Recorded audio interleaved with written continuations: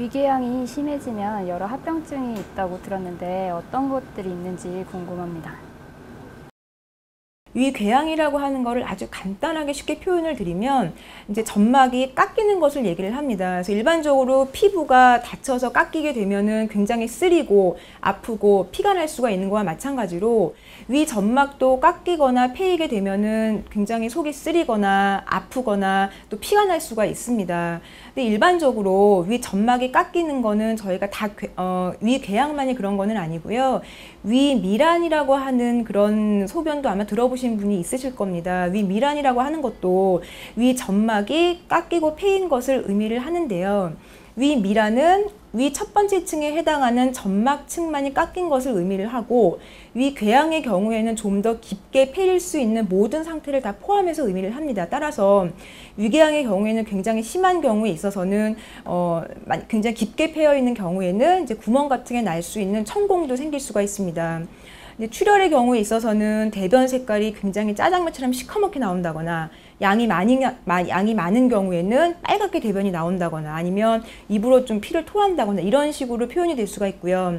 천공의 경우에는 굉장히 심한 복통이 있거나 아니면 열을 동반하게 되는 경우도 많습니다. 따라서 저희가 위궤양에 해당하는 증상들, 속이 쓰리거나 아프거나 좀 안 좋을 때에는 반드시 위내시경을 시행을 받아서 현재 있는 증상이 안에 위궤양과 같은 점막이 파인 것 때문에인지 아닌지를 감별하는 것이 적기에 제대로 된 치료가 들어갈 수 있는 중요한 방법이라고 할 수가 있겠는데요.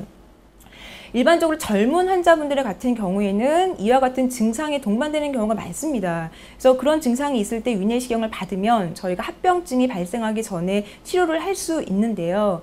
문제는 연세가 많은 환자분들의 경우에는 이와 같은 증상이 없이 출혈이라거나 천공의 상태에서 발견되는 경우가 생각보다 흔합니다. 그래서 특히나 요새는 뭐 심장 질환이라거나 아니면 관절염 때문에 어떤 아스피린이라거나 진통 소염제를 드시는 경우가 굉장히 많은데, 그와 같은 약제들이 위궤양을 유발할 가능성이 굉장히 높습니다. 그래서 연세가 있으신 환자분들은 특별히 증상이 없더라고 하시더라도 내시경을 정기적으로 받으시는 게 중요할 수 있고요.